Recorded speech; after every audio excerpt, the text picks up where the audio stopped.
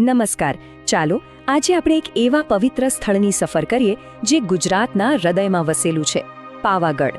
અહીં ઇતિહાસ, ભૂગોળ અને શ્રદ્ધાનો એક અદ્ભુત સંગમ જોવા મળે છે. તો ચાલો આ પવિત્ર પર્વતની ગાથામાં ઊંડા ઉતરીએ.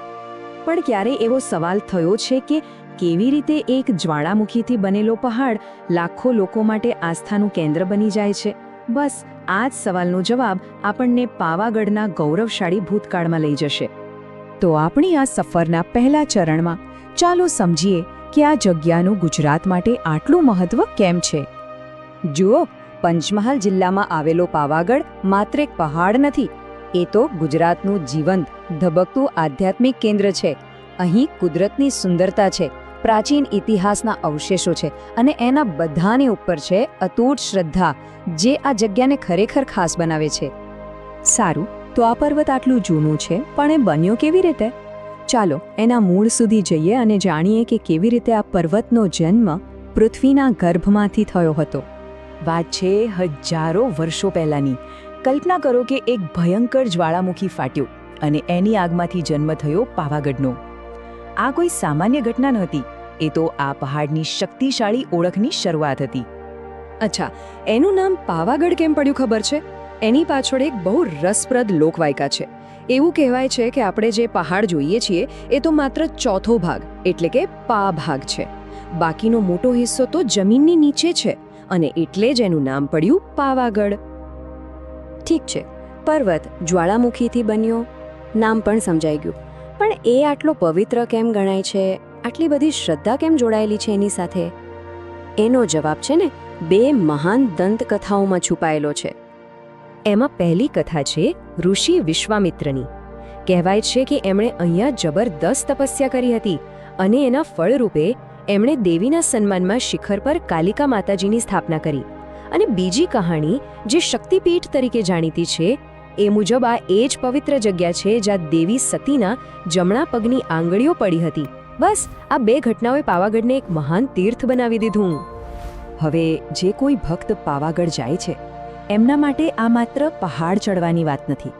એમના માટે તો આ એક આધ્યાત્મિક સફર છે. અને આ આખી યાત્રા મુખ્યત્વે 3 ભાગમાં વહેંચાયેલી છે. શરૂઆત થાય છે તળેટીથી, એટલે કે પહાડની નીચેથી. અહીંથી યાત્રા શરૂ થાય છે. પછી વચ્ચે આવે છે માચી, જે એક મોટો સપાટ વિસ્તાર છે જ્યાં લોકો થોડો વિસામો લઈ શકે. અને છેલ્લે એકદમ શિખર પર આપણો અંતિમ મુકામ, મહાકાળી માતાનું ભવ્ય મંદિર. પણ હા, આ માંચી છે ને એ ખાલી આરામ કરવાની જગ્યા નથી. ત્યાં તો છાશિયું અને દૂધિયું જેવા સુંદર તળાવ છે. એ ખૂબ જૂનું લકુલિશ મંદિર પણ છે. મતલબ ચઢાણની વચ્ચે કુદરત અને ઇતિહાસનો એક નાનો સુંદર પડાવ. અહીંની શાંતિ અને સુંદરતા યાત્રાનો થાક જ ઉતારી દે છે. તો ચાલો માચીથી આગળ વધીને હવે પહોંચીએ યાત્રાના સૌથી મહત્વના, સૌથી પવિત્ર પડાવ પર, શિખર પર, જ્યાં મા મહાકાળી બિરાજમાન છે. મંદિરના મુખ્ય ગર્ભગૃહમાં માતાજીનું જે સ્વરૂપ છે એ એમની આંખોના રૂપમાં છે, જે સ્વયંભૂ પ્રગટ થયેલું મનાય છે. એમની સાથે જ મહાલક્ષ્મીજી અને બહુચર માતા પણ બિરાજે છે.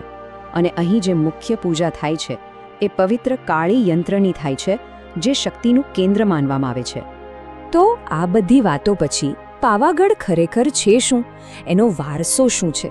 સાચું કહીએ તો એ માત્ર પથ્થરનો પહાડ નથી રહ્યો, એ તો કરોડો લોકોની અતૂટ શ્રદ્ધાનું જીવંત પ્રતીક બની ગયો છે. જરા વિચારો, સદીઓ વીતી ગઈ, કેટલાય તોફાનો અને કુદરતી આફતો આવીને ગઈ, પણ પાવાગઢ આજે પણ એમ જ અડીખમ ઊભો છે. એ જાણે લાખો ભક્તોની શ્રદ્ધાનું જ સ્વરૂપ છે, જે ક્યારેય ડગમગતી નથી. અને એ જ એની અસલી તાકાત છે. અને આ શ્રદ્ધા કેટલી મજબૂત છે એનો અંદાજ એ વાત પરથી લગાવી શકાય કે આ મંદિર દરિયાની સપાટીથી લગભગ 2730 ફૂટની ઊંચાઈએ છે. આટલું ઊંચું ચઢાણ એ ભક્તોની શ્રદ્ધા અને સમર્પણની સાચી પરીક્ષા છે. અને એટલે જ શિખર પર પહોંચ્યા પછી જે અનુભૂતિ થાય છે એ ખરેખર અદ્વિતીય હોય છે. તો પાવાગઢની આ સફર આપણને એક વાત શીખવે છે કે જ્યારે એક પથ્થર, એની સાથે જોડાયેલી કથાઓ અને લોકોની શ્રદ્ધા, આ ત્રણેય વસ્તુઓ ભેગી થાય છે ત્યારે એક એવી શક્તિ બને છે જે પેઢીઓ સુધી ટકી રહે છે. અને આ જ વાત આપણને વિચારવા પર મજબૂર કરે છે કે આપણા માટે શ્રદ્ધા અને ઇતિહાસનો ખરો અર્થ શું છે.